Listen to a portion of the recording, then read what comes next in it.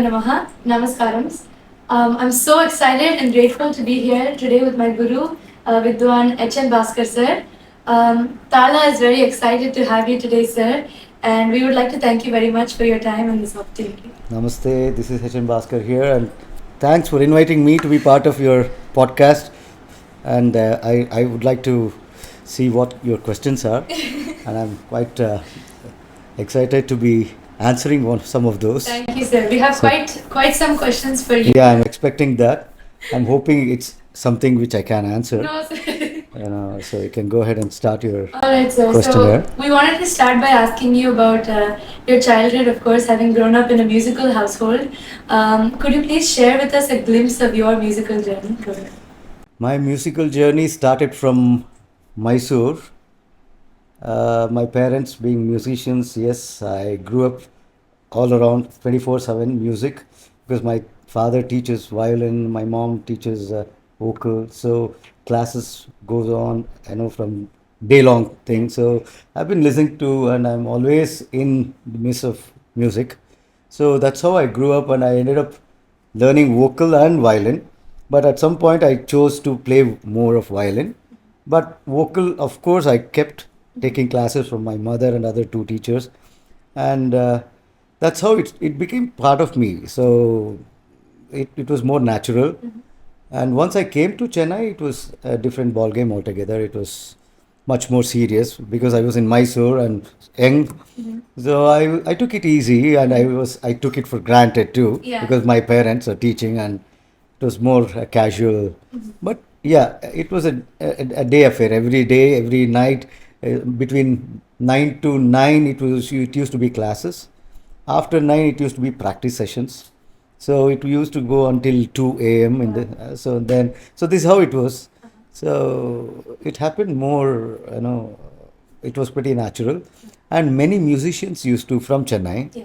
Vidwans, like senior legendary musicians, whenever whomsoever visited Mysore used to come Stay at come your home. house. Yeah, because Appa stayed here, lived here in Chennai for a long time. Right. So he knew all of them.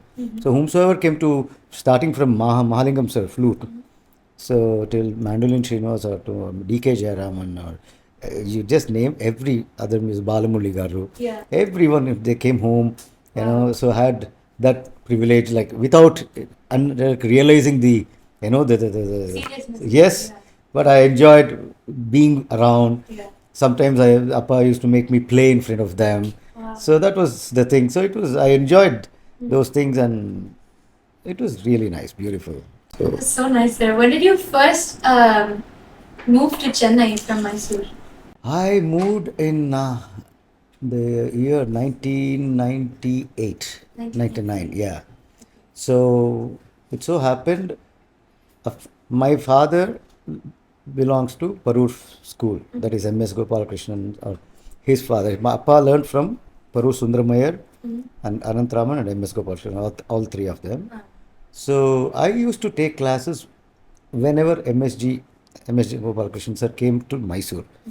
Then Appa wanted me to learn more, one-on-one, and MSG, sir. MSG sir. And MSG sir told me whenever he kind of finds time, he will tell Appa. That's when I'm going to move to Chennai. Around that, in 1998, 99, he called Appa to say, like, now you can send him.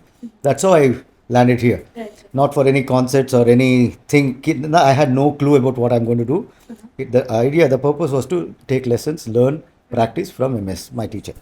So that's the reason I came in.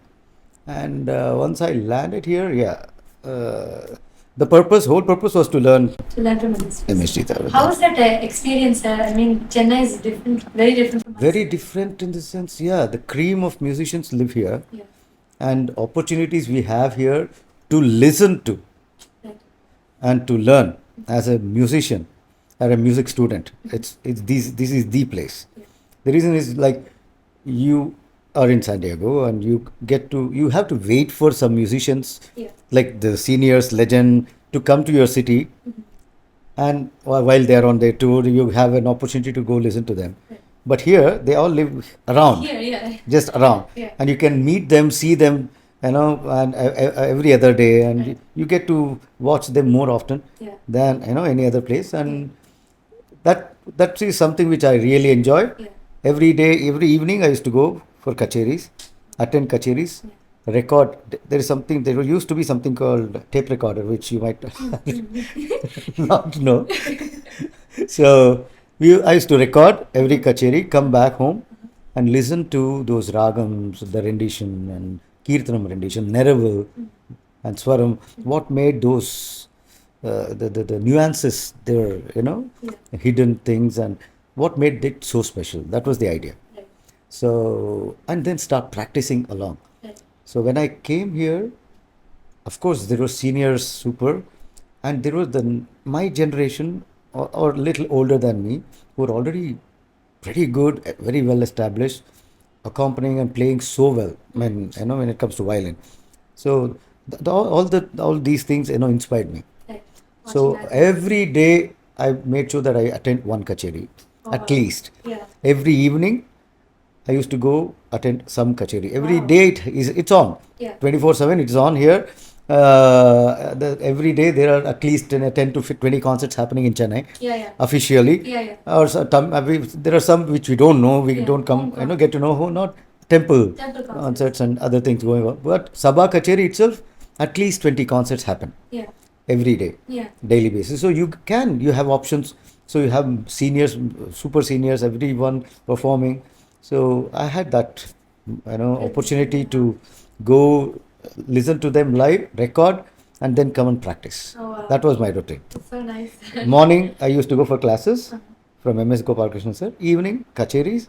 Night, I had to practice the practicing with the concert, and of course, what I learned from MS Gopal Krishnan. Yeah. Yeah. But how was like that experience of learning from HKN sir and MSD sir? HKN sir, like as I said, I was a bit careless. It was just happening because Appa, Amma, Yeah. parents, na. So, yeah, it was fun. I mean, I always enjoyed performing or being with music. But after coming to Chennai, it changed quite a lot. My teacher never allowed me to record any classes, not one class.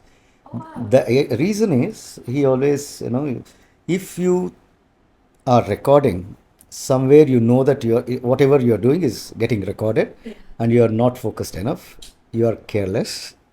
Wow. This is the point. That nothing else. Yeah. So if you don't want to forget or being careless, you need to stay focused. So if you don't want to forget what you have learned, you have to go back and practice Oh. to freeze it. Right. That is the point. Yeah. So that's how I learned. So every class, approximately 60 to 90 minutes. Yeah. So he teaches me, and I used to learn whatever, and I used to keep humming or remembering whatever, come home and start practicing immediately because I don't want to forget it. Right. So that helped me to make sure that I don't waste that session, Right. the moment I spent there. Right. So next, in some cases, if I didn't practice and played it wrong, he never scolded me, but he said, "You just wasted one class. Oh. If you had practiced, Yeah. if you had played it right, I could have taught you something new. Oh my God. Now I have to teach you the same thing again, and you lost one class." So that was the thing. So he never allowed me to record Oh, really? for a good reason. Yeah, for a yeah. good reason. Yeah. So that gave me like a discipline, Yeah. So that's True. that's the way it worked. Yeah. I've never heard that. I didn't know about it. Many misunderstood him to be rude or arrogant, but it was all discipline. Yeah. For him, for example, he asked me to come by 11. If I go by 11:01, 1 minute late, 1 minute late. he would be ready with his violin, waiting for me. Oh, wow. And he said, "You are late by 1 minute." Wow. That mattered. If I go by 10:59 to avoid this, he would made me, put the mat. Yeah, And set up. take the violin, but the class will start exactly at 11. Oh, wow. Really? Yeah, Very on time. very on time. Wow. And for the concert, Yeah. if the concert is for 2.5 hours, in the afternoon, he used to plan and play the entire concert to make sure that the Pavamanam, the last final, Yeah. when it ends, it is like exactly 2.5 hours, Wow. minute by minute. Wow. Okay. Yeah. Very So you punctual. don't have to even look at the watch. You know that. You know this. Yeah. If it starts by 6:30, when he plays that and finishes it, it will be 9. Wow. So Okay. like that's the discipline. Yeah. So these things which I really enjoyed, and planning, it really helped me planning. If you want to play a ragam for 3 minutes, how do you execute? How to do that? How to plan? If you want to do it the same ragam for 12 minutes, how do Right. you know? Yeah. So this planning, basically, while playing violin, we have something called bow management. Right. Fingering. Yeah. Similarly, the ragam time management is very important, Right. especially when you are accompanying. Time management, ragam rendition, it's very important. Right. So many things I get to, I had this opportunity. I use these things to learn. Yeah. Yeah. Yes.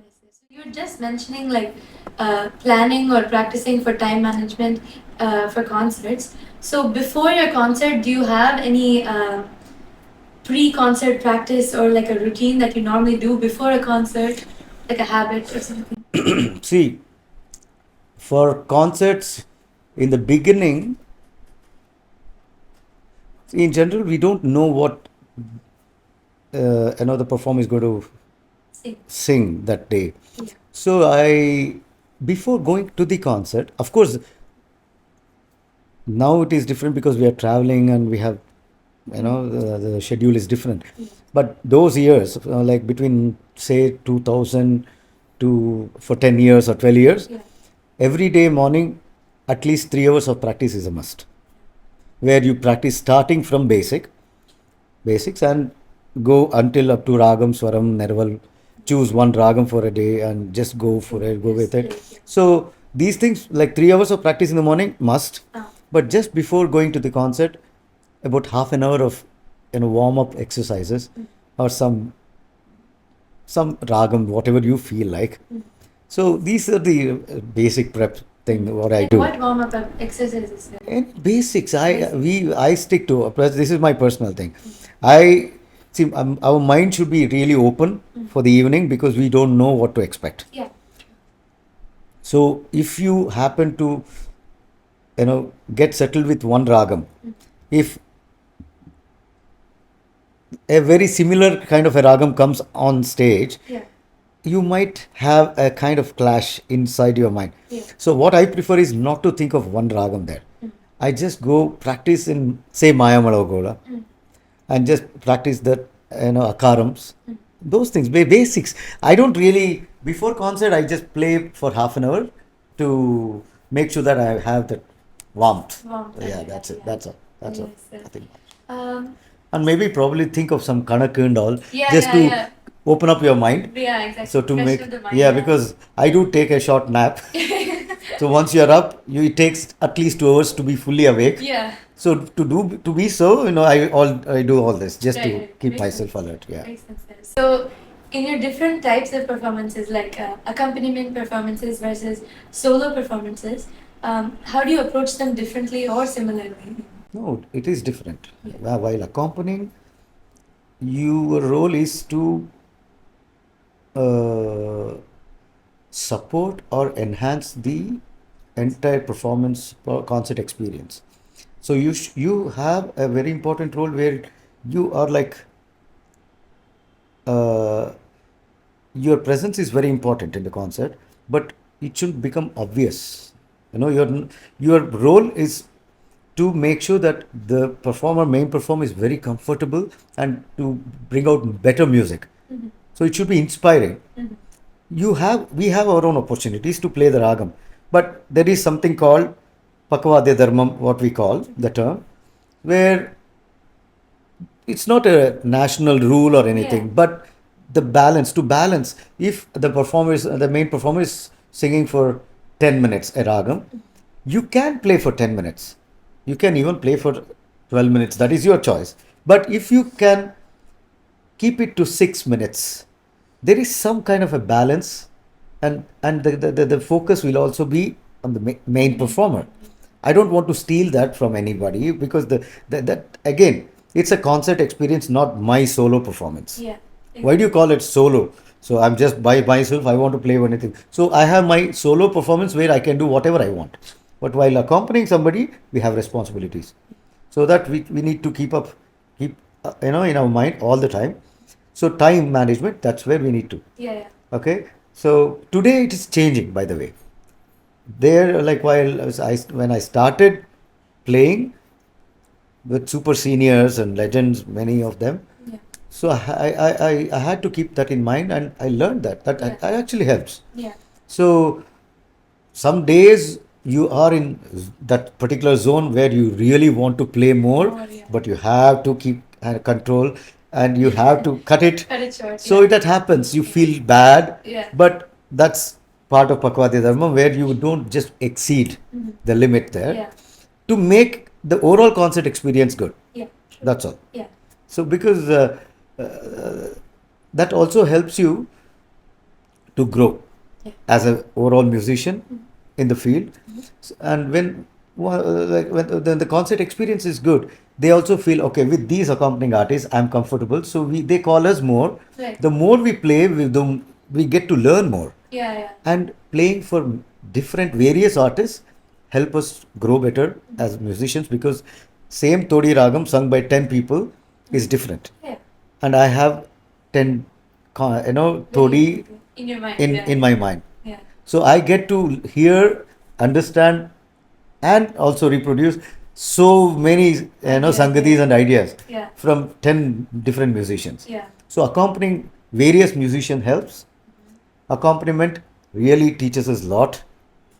So I sometimes feel the main artists or performers are like teachers. They're not just main performer, even the mridangam artists and the second percussion, everyone. We learn quite a lot. Sometimes they sing some math, kanak, something, which we might not understand. It happens, we don't know. But mridangam or second percussion, gatam, kanjira, they understand it quickly and they help us. Right. And we should be able to understand that and just go with them. Right. Yeah. So many times it happens. Yeah. It might just get unnoticed because it goes with the flow. Yeah. But as I said, they are like teachers. Yeah. We have opportunity to learn from all the rest of the musicians present on stage Yeah. while accompaniment, which we don't get while performing solos. Okay. Because solo is all prefixed. So I practice, I plan something and execute it, and Yeah. whatever I want to play, I'm just playing there. Playing it on solo. Right? So I prefer accompaniment to learn more. Right. Right? You think accompaniment teaches you A lot. So 30, 40 years of accompaniment and then solo will always feels, I know that's a better idea for me. Okay. So, sir, as time goes by and as time changes, I'm sure that like Carnatic trends also change, right? So, over your Like what? like what Rasikas may tend to like better, or as audiences have different expectations as the years go by. Have you noticed anything like that? So it is getting better for last 4 decades. I'm telling you, or more than that. So it is not the same what it used to be. Yeah. Say, because I don't know what all you have listened to the yesteryears. Mhm. Whatever we hear today is already pretty modernized, or it has it's gotten better. The presentation or the focus, it is getting better by the day, and we need to adopt to the changes. So if you ask me, specifically, now the trend is like many are trying to get into the ragams which have been ignored for a long time, for whatever reason. Rare ragams. Yeah. The focus is more on that. Yeah. And math part of it is much more, Booming. yes. dances. And you all are very excited and you're giving more focus towards that, and you want to know more about it. Yeah. And that is a good thing. And Pallavi, Ragam Tanam Pallavi are getting much more complex nowadays. Yeah. True. So these are the things I'm telling. It is getting better by the day, and whatever we hear or we are trying to, as a musician, I feel that I need to listen to more of youngsters so that we are in, we have the updated version of Carnatic music. Because yeah, to be in trend, to be part of this music, I need to know what is new. Right. So there is definitely whatever we listen to today is already, it's pretty far from what it used to be. Yeah, yeah. Source is the same, okay? Yeah. So the presentation it has gotten better. Yeah. So you have, now you can ask questions. Before it was not allowed. Yeah. So you're True. not supposed to ask questions to your teacher. Yeah. But Now see, I'm asking you we are on questions. podcast trying to put me into spot.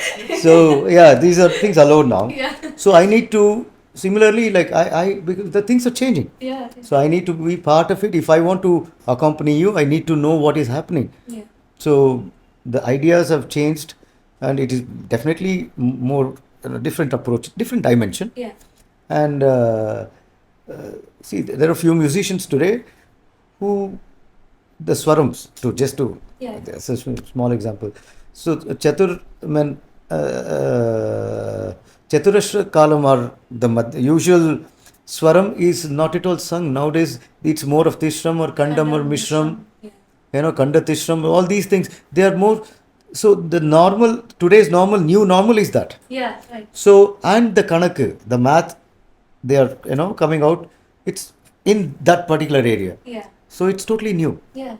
So For these sure. are the things we need to be in trend. Yeah. So it's progress. That is the real good progress, and that's good, going good. Yeah. So, sir, with like Manodharmam and like as you said, like new ideas, new sangatis, new trends that are coming, how do you approach? You have concerts back to back. So, how do you still approach keeping a sense of newness and sense of excitement and having new ideas each time in your concerts? No, it's difficult. It's difficult. It is difficult. That happens during season. December season. Yeah. So it so happens every a particular raga or two kind of gets into the trend. Yeah.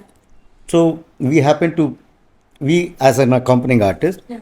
so every day we have like at least one or two concerts going on. Yeah. Continuously, if you get the same ragam for like 3-4 days, see, we are not, the difficulty is because we don't want to repeat, or we are not like presenting something which already we have prepared. Yeah. It's all there. It's Yeah, on the happening spot, right on yeah. the spot. So there are few ragam, sangatis which are common, like or signature sangatis or whatever the term you call it, to signify that particular ragam. Yeah, it is parted. Yeah. But if you want to explore more, sometimes you might find it difficult. Unless you are in like super good mood and everything is set, then you can manage. But when the ragam gets repetitive, like Yeah. that's when you find it difficult. Okay. But otherwise, yeah. But at the same time, as I said, the today's trend, many musicians are trying to sing rare ragams, new, and they don't want to repeat. Yeah. So they are aware of what is happening around. Yeah. So that actually helps us too. So we should keep listening. We need to keep listening to all ragams, Yeah. all kirtanams and things like that, and learn new kirtanams. Yeah. So that's something which we get to do. I have learned many of the kirtanams on stage. Yeah, true. Yeah, as like a So yeah, because there are so many kirtanams, they come up, prepared something to present nice and fresh ones. Yeah, it's new to you. New to me, and many tillanas, kirtanams, I have learnt on stage with so many other musicians. That's why I call them teachers. Yeah. They're all my teachers. Yeah. So, and ragams, Yeah. the rendition. So the more kirtanam you know, the saying, like, you'll be able to play better. Yeah. But overall, every individual musician is different, right? Yeah. So the idea, the approach, what makes that particular singer's rendition of this particular ragam so special? Right. That's what you need to understand. And so when you go to a concert, or when you're part of the concert, you are not there to just relax or enjoy the kacheri. You constantly And then, observe what is so special about this particular Sangati, what is so special about this particular Gamaka. Okay, that's the nuances. And what made that presentation so thrilling or exciting or so beautiful. So you need to get into that, observe Sangati by Sangati, and try to incorporate that, or how I can utilize you, and how can see, once you understand, you need to personalize it. You can't just copy and paste. No, you can't do that. You should understand it, feel it, and then you have your own interpretation of that. That always makes it even, it's all inspirational. So our music is inspirational. So you need to listen to more music, get inspired, and have your own ideas, thought process. Yes, your own presentation. I want to see Haasini in your rendition, not somebody else. Understood. That's it. Yeah. So, sir, as students, just like me, we're all trying to practice, learn and practice Manodharmam. And I'm sure all of us, we aim for like the uninterrupted state of flow, simply being able to create music effortlessly, seamlessly, right? So, how do you, how do you approach this aspect as a concert musician, and what advice would you give to students? This takes time. Yeah. Because we don't have a formula. There is no formula there where you can just apply that and get some full-fledged ragam rendition. No, it doesn't happen. So you need to, that's what I said, you need to go listen to 100 Todi renditions before you can even understand the ragam. The concept of Todi, the nuances of Todi ragam, just to begin with.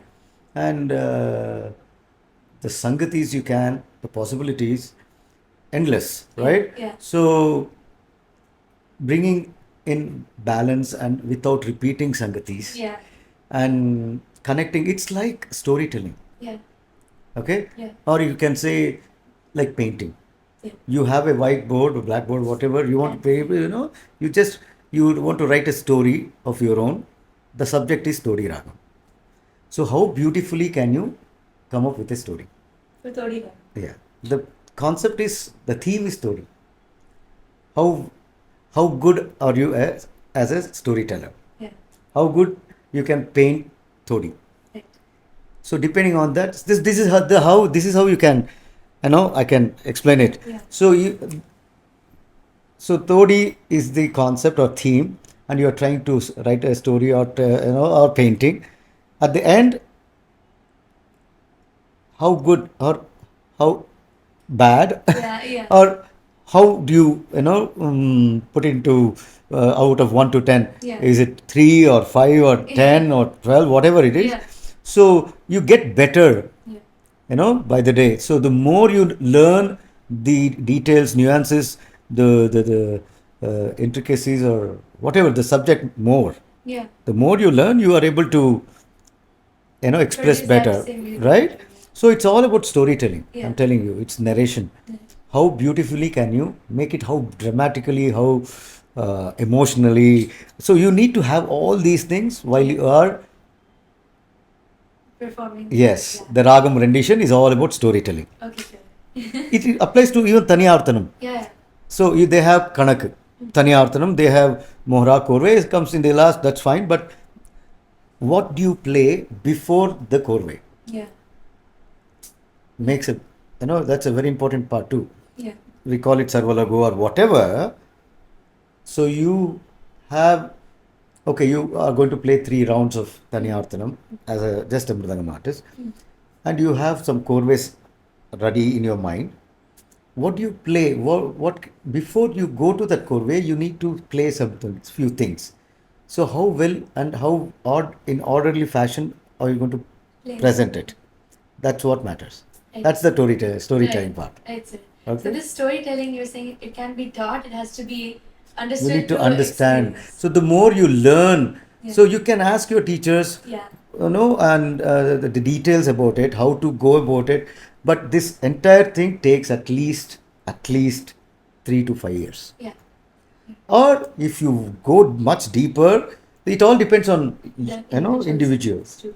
Yeah, how deeper you want to do, how deep you want to think about the subject. Yeah. In a day, music is part of the daily routine. Yeah. So 1 hour of music, then I shut down Yeah. and come and deal with it tomorrow. No, that won't work. Yeah. So you constantly keep thinking of it. Yeah. That's what happens. You see musicians, like they might look funny, or because somebody will be putting talam, Yeah. like doing this, or Yeah. somebody is playing mridangam all the time, or Yeah. or somebody might be humming something. Yeah. So that's what I'm saying. A part of our brain is constantly working towards that, Yeah. and that's when you get newer ideas. Yeah. True. So all these practices will give you a better ragam rendition or manodharmam or whatever. So this practice itself is a big deal. It's like yoga. Yeah. So it takes a while. Yeah. True. It So takes its time. students, we have to obviously do our own homework, our own practice. But how would you Have teach- patience. Have patience? Yeah. You have patience with your students. Yes. Have patience. You need to have lots and lots of patience, because that is something which you also learn. If I am patient, you will also learn that, because most of the things you might, this is just for the fun part. Many students somehow observe the mannerisms from the teachers too. Yeah. It's not just singing or playing the violin. Yeah. How do you and why do you think it comes to you? So without you, your knowledge, you are actually observing everything around the Yeah. musician. Uh-huh. So being patient is also part of it. True. Sir.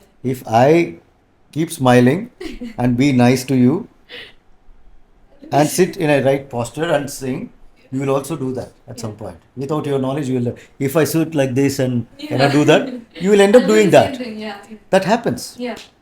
So these things, so we need to make sure that we are presenting ourselves in a very disciplined manner. That reflects, In us. yes. So you need to have patience too before you get to sing your Manodharma I have a Sangeeta. lot of patience. Yes, I good. hope. Yes. So that's the thing. So you need to give time for Manodharma. Yes, sir. Yeah. Yeah? Yeah. So, sir, depending on all the students that you have, does your teaching style also differ? I know you have Yes. patience with everyone, but It is different from each student. It differs, yes. Yeah. Because some of them are talented in few things. Some of them are, you need, see, when I have 2, 3 or different students, I'm like, you might be able to understand and respond immediately. Some other student might take longer time to understand the same, but the response later will be really good. Some other student might not even understand. So we need to change. I can't just teach the same way to everyone. Yeah. So to do that, I need to understand the requirement of every individual student. So that's the other reason I can't just go for group sessions. Yeah. Because no, at certain level, after you learn for few years and you are there, then group singing might work. Yeah. But when you start, you need to have individual attention, where you understand the person and their requirements. Yeah. Then according to that, you have to change the way you teach. Right. So it is different. Very nice. Sir, I have one fun question for you, or Yeah. lighter question for you. As students, we all have our own little obsessions of the month or of the week or even of the day, favorite ragam or favorite kriti. Do you have anything like that for now, your current favorite or something? Current favorite is Akilandeshwari, Vijayanti. And you know why? I know why. Yeah, go on. Is that it, sir? Just circular and Yeah, I love. So, Ragam keeps changing. Yeah. It's definitely. See, that's what I said. I have tuned my mind in a way, when I listen to anybody singing any ragam, I have to get inspired. Yeah. So that is the ragam I'm going to think Yeah. and practice Yeah. during that period. Yeah. Right after that, there is some other ragam you or anybody humming. Then you go into that ragam. Yes. So it keeps changing. It's not one favorite ragam for Yeah, exactly. the month or season. No, Yeah. it's for the listener, not Yeah. for the musician. Musician. It's for the listener who has that opportunity to have that pleasure of yeah. one favorite ragam for whatever. Yeah. For me or anybody, including you Yeah. can't do that. Whatever you're practicing is your inspiration. Because It is you your are favorite, you yeah. are in the mood of singing Vijayanti or Edukol Kamboji, and that particular day you want to sing that, but in a concert somebody will come and ask for Kalyani, please, and you have to sing You have to Kalyani, sing Kalyani, yeah. and you need to be in that mindset. Anywhere, any moment, any ragam, a tap, you should be ready. Yes. So you need to be open there. You can't just get fixed to one ragam for a long time and all. Yeah, so it's open. Like I have, trained my mind like that Yeah. True, Yeah. sir. That's very true. Yeah. You Yeah. can't stick to one favorite like that. as a musician. As a musician. Yeah. True. Thank you so much, sir. Finally, we just wanted to wrap up today's podcast of Talk with Tala. So, what is one last piece of advice or a motto that a guru or mentor has given you that you would like to share with our listeners?